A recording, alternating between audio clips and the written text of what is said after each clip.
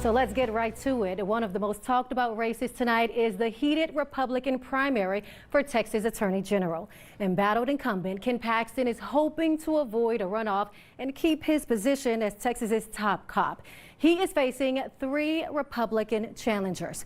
I'm talking about Land Commissioner George P. Bush, Congressman Louis Gohmert, and former Supreme Court Justice Eva Guzman.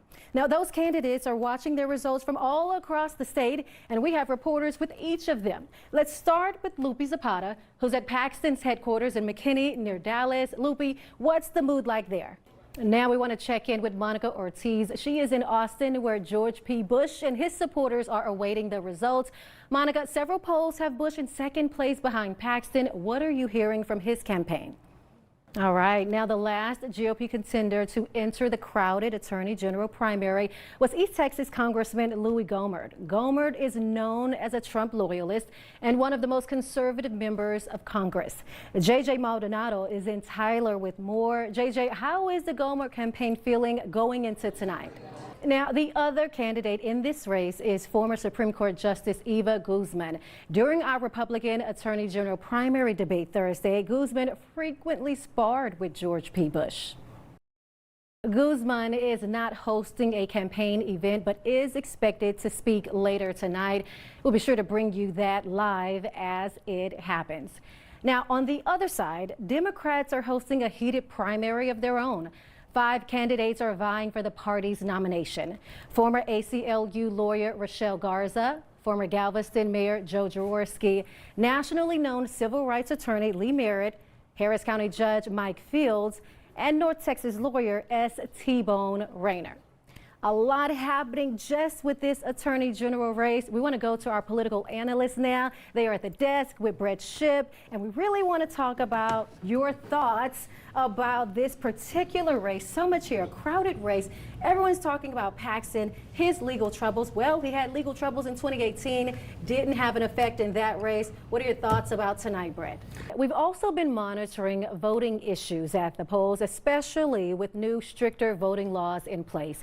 Here is a live look at vote counting in Dallas County. We will be showing you live feeds of vote counting across the state throughout the night. Right now, though, we want to go to Brian Scott in Dallas. Brian, I understand Tarrant County was missing some poll workers earlier today. Did that create problems? All right, Brian, thanks so much for that. Now we want to go to Dylan Scott. He is in Austin. Dylan, any issues at polling locations there? Voters have also had to deal with new ID requirements and mail-in ballot issues. We want to go now back to Brett, standing by with our analysts to see the impact that may have had. Brett, voter turnout is typically low in primaries, but voters across Texas had to deal with new issues this time around because of the more restrictive voting laws that are in place. All right, we are also watching that race at the top of the ticket. I'm talking about the race for Texas governor. I want to show you some early results right now, starting with the Democratic side. You can see at the very top, this is with 20% of precincts reporting. Beto O'Rourke has 93% of the votes. I'm talking about more than 471,000 votes right now. Still early. We'll see how the night goes, but that's where he stands right now. On the Republican side, with 20% of precincts reporting, I will get to that and show you that Greg Abbott has 487. Let's just stop there. Beto O'Rourke, over 700,000 votes. Greg Abbott right now, 487,000 votes. Something to keep in mind for right now. He's got 68% of votes in the Republican primary. Big difference between him and Don Huffines, who has 12% of votes right now. Allen West, 11% of votes right now, with 21% of precincts reporting. Speaking of Greg Abbott, we want to go to our Victor Diaz. He is standing by in Corpus Christi with the governor.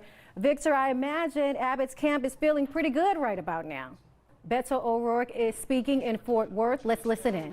If you are just tuning in, we have been listening to Beto O'Rourke trying to continue to win over supporters and talk about what he is going to do if he were elected governor. We do have an update, and I want to get your reaction for it, Brett. Gubernatorial candidate Don Huffines, via press release, has conceded He said he will not contest the election results. What say you about that? And right now we're going to take a look at the election results for the Attorney General race. It has been the most talked about race of the Texas primary. Let's first look at the Republican side. According to the Associated Press, Ken Paxton right now has about 42% of votes. This is with 69% of precincts reporting.